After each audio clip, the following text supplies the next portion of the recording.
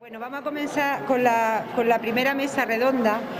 Es verdad que el objetivo de esta jornada es dar a conocer la problemática de la violencia filoparental y, entre otras cosas, también los modelos de intervención que se están siguiendo actualmente y todas las entidades y los programas que se llevan y se desarrollan. Aquí, en esta mesa vamos a contar con cuatro ponentes, cuatro expertos en la materia y, tendrán una duración de 20 minutos cada ponencia, ya lo digo. Al final habrá un turno de preguntas, si es que la hay, y poco más, porque llevamos un poquito justito de tiempo, ¿vale? Y hay 2 mesas redondas. Esta primera mesa se trata de los modelos de intervención. La primera ponente es Ana Alcañiz Esteban, que es licenciada en Psicología por la Universidad de Almería. Es especialista universitaria en terapia cognitivo-conductual en infancia y adolescencia por la UNED. Además, cuenta también con titulación en animación sociocultural. Tiene bastante experiencia en terapia familiar y prevención de la violencia filioparental en programas preventivos, con familias y grupos educativos de convivencia con menores en medidas judiciales con violencia filioparental. Y actualmente es la psicóloga del programa preventivo NAIFA. Yo aquí sí que voy a decir que el programa preventivo NAIFA, un programa preventivo que se puso en marcha en febrero de 2020, un programa que está puesto en todas las provincias de Andalucía, lo lideran los servicios de prevención y en este caso en Granada es la asociación IMERI quien es la adjudicataria de este contrato. Es un programa voluntario, gratuito, un recurso para la familia y muchos de vosotros lo conocéis y en concreto Ana nos va a hablar de lo que se hace en este programa. ¿Vale? Paso la palabra.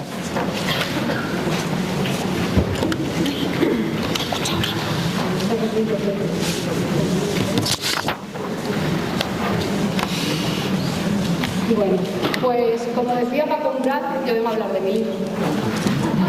Tengo la suerte de ser la psicóloga del programa NAIFA Granada, programa preventivo para niños, niñas y adolescentes en situación de dificultad y o complejidad familiar. Como bien decía Bea, es un servicio público, es gratuito.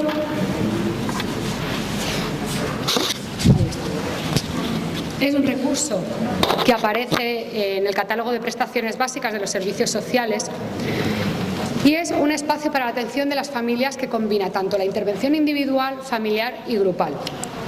Es un programa a nivel provincial y las ediciones se programan allí donde tengamos demanda y podamos crear un grupo, independientemente de la población y de lo alejado que esté de Granada. Y es un programa intensivo. Nosotros intervenimos de 4 a 6 meses.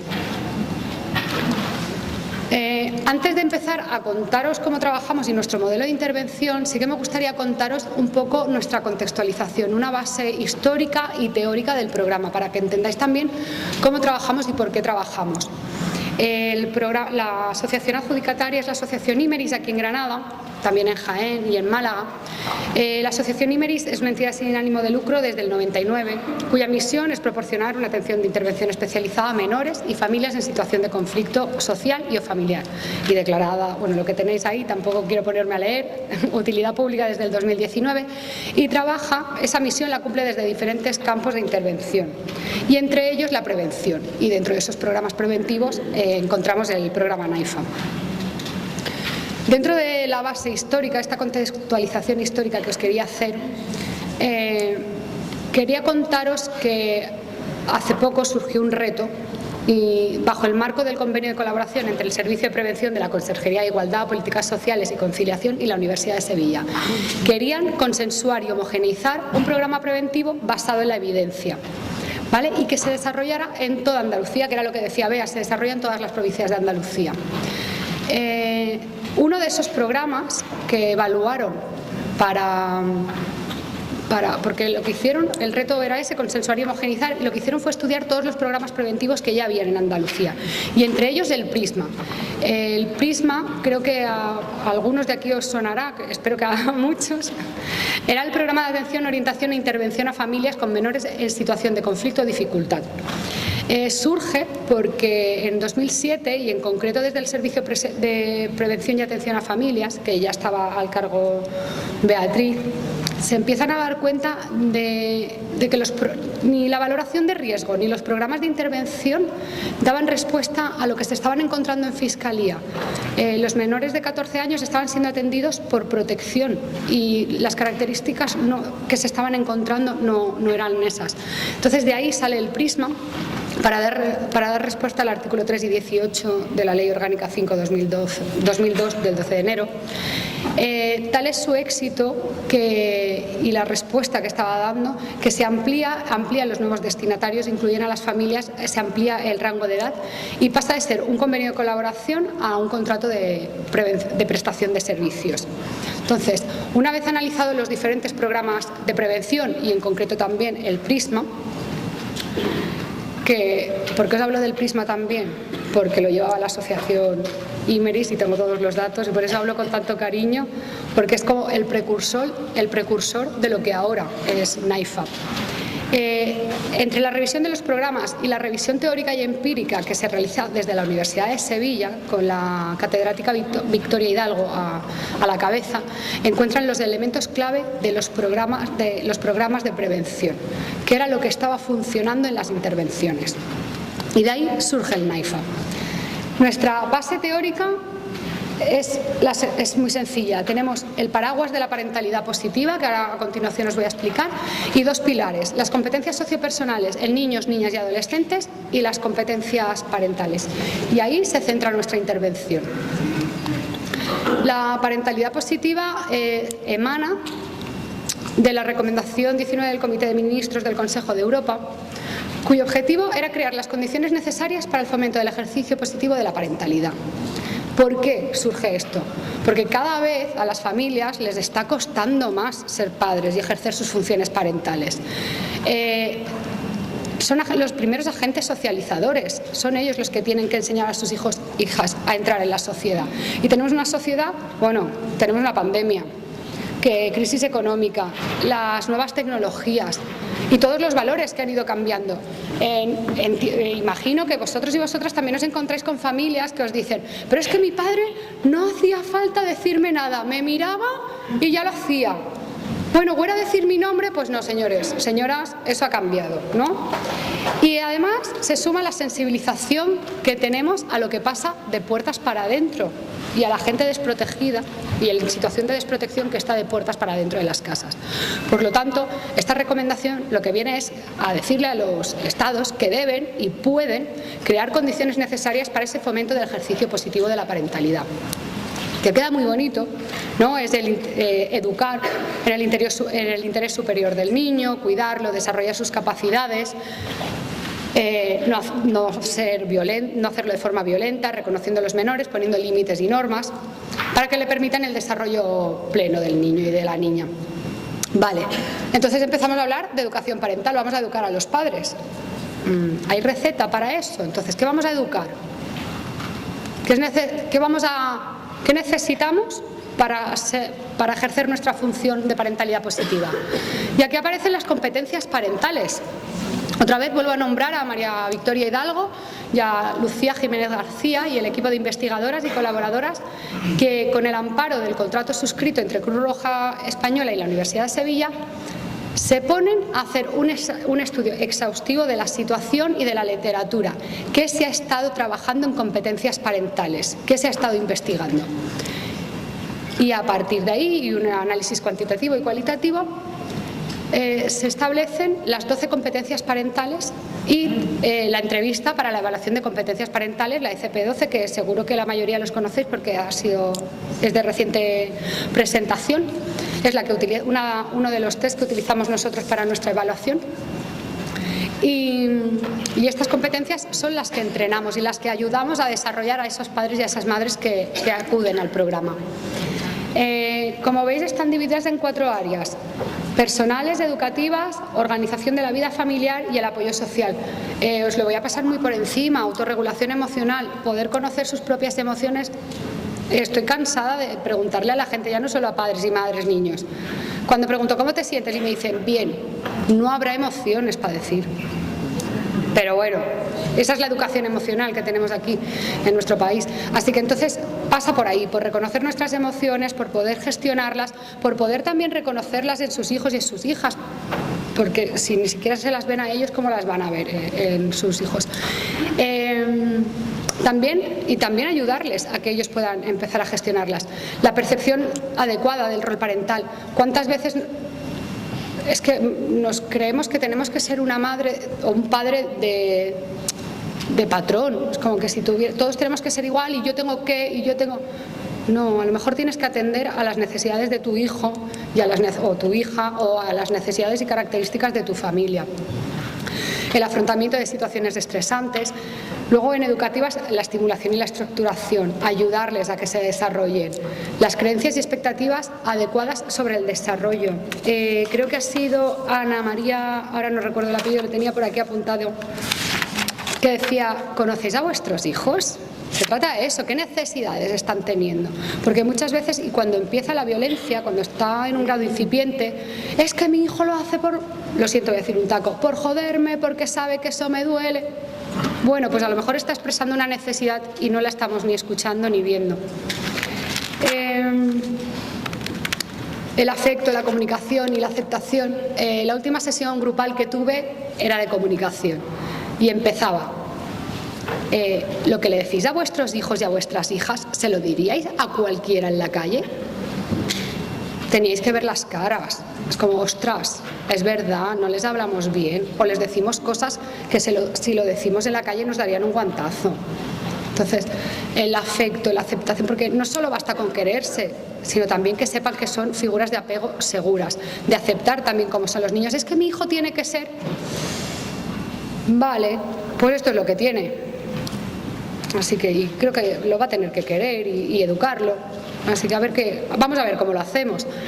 La implicación escolar, normas y supervisión, tiempo compartido en familia, la corresponsabilidad parental. No es necesario ser pareja y ser una familia nuclear para que haya corresponsabilidad. Hay familias separadas que también la mantienen, diferente. No hace falta que sea papá y mamá. Y la gestión doméstica también, tener las necesidades. Siempre decimos necesidades básicas, pensando que las afectivas no son básicas, pero bueno, un lugar en tu casa, un lugar seguro y tranquilo. Me gustaría, voy a pasar ya a hablar del modelo, pero voy muy bien de tiempo. Tengo la fama de que hablo mucho y por eso. Pero no, está todo controlado. Voy a hablaros de mi modelo de intervención, ¿vale? Los destinatarios, motivos de derivación, bla, bla, bla, bla, bla, bla. Os lo paso. Destinatarios: niños, niñas y adolescentes, con edades comprendidas entre los 9 y los 17 años y sus familias. Me da igual que sean biparentales, nucleares, monoparental, reconstruida y familia extensa, porque al final lo han dicho las ponentes, son las figuras parentales, las figuras responsables o las que ejercen las funciones parentales, las que están teniendo las dificultades. Y son derivados cuando muestran problemas de adaptación y comportamiento relacionados fundamentalmente con dificultad y conflictividad en el ámbito familiar. Ahora, vamos a delimitar un poquito con lo que no, ¿vale? Si reciben intervención con objetivos similares, no puede participar en el NAIFA. Si ya tienen una medida judicial, tampoco. Con problemas de adicción o de salud mental, con familias con riesgo de desprotección, hay otros recursos más apropiados para estas familias. Y ya si la violencia filioparental es de gravedad, nosotros podemos actuar a lo mejor con una violencia filioparental incipiente, pero ya más grave, hay lo que hablábamos, otros recursos más adecuados. Quería, para que os hicierais una idea de las familias que entran al programa, quería poneros los motivos de derivación. La gente que trabajáis en servicios sociales, que ya hemos trabajado, esto os lo sabéis, es lo que aparece en la hoja de derivación.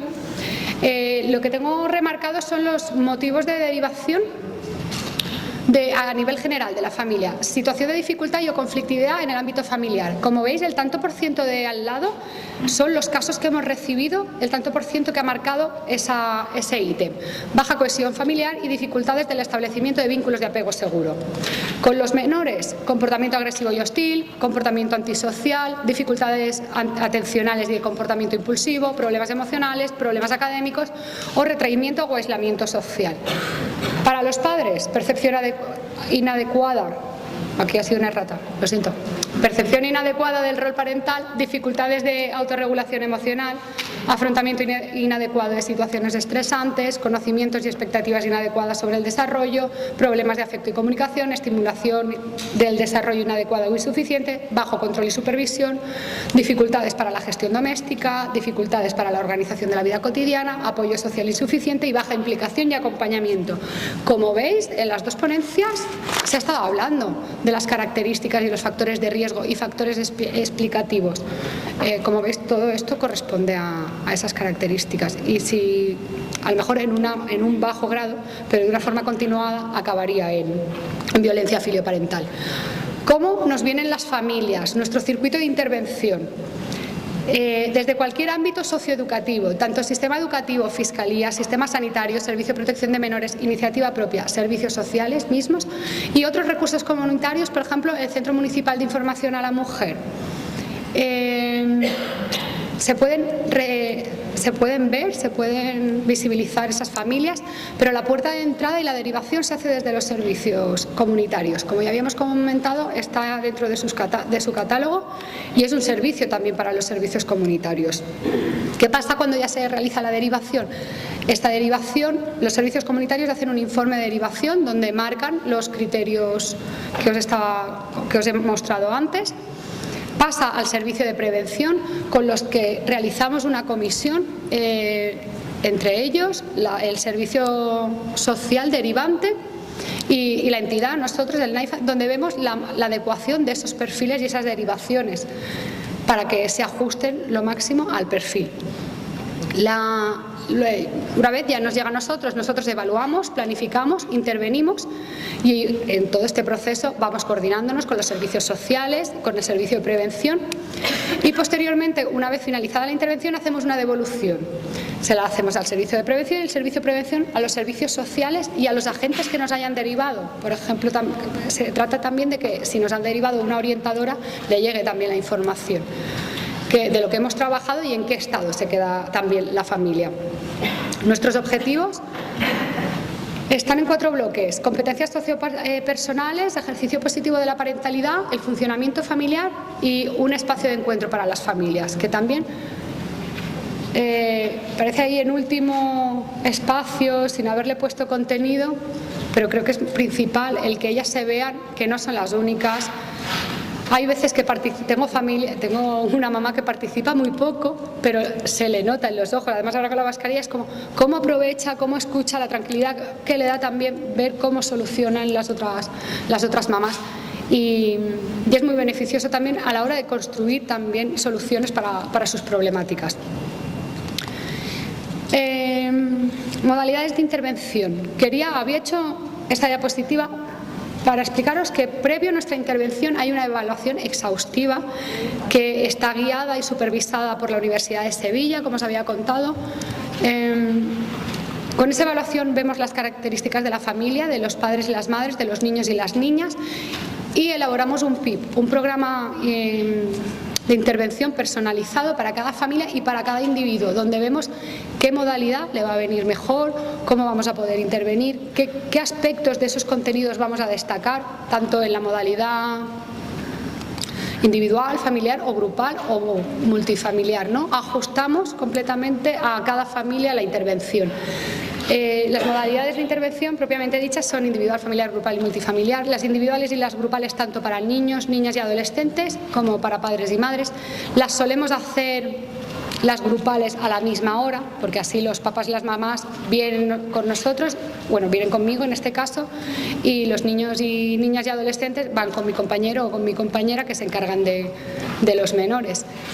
Las sesiones individuales son sesiones de afianzamiento, pero también nos encontramos muchas veces, y va a sonar mal, sé que sacado de contexto a lo mejor no lo entendéis, pero vienen con mucha culpa, porque al principio sí que es verdad, una de las ponentes anteriores decía, vienen y te dejan el niño como diciendo, mi hijo es el que tiene el problema, pero cuando empiezan a hablar con nosotros, y se dan cuenta que tienen algo que ver, que sus hijos no son tan ajenos a ellos, que de hecho son iguales o muy parecidos a ellos y lo que ellas carecen, por ejemplo, muchas veces se lo digo, es como ¿Cómo has solucionado el conflicto de la semana pasada? Gritando. ¿Y cómo pretendes que tu hijo no lo haga gritando? Si es lo que está viendo en casa, es lo que le estamos enseñando, 6 modelos.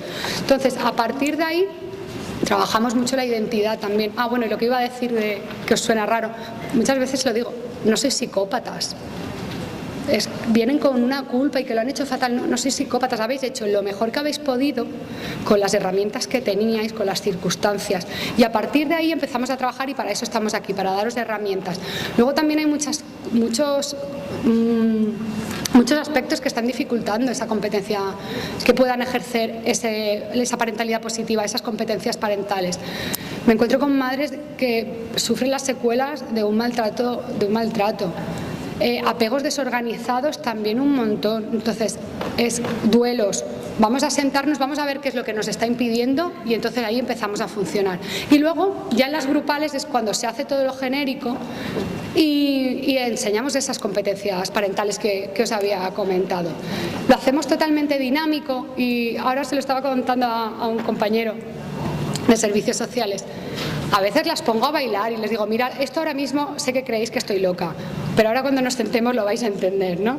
Y acaban entendiendo, hacemos un ejercicio actoral, metiéndonos en el cuerpo de sus hijos y entendiendo cómo se sienten sus hijos.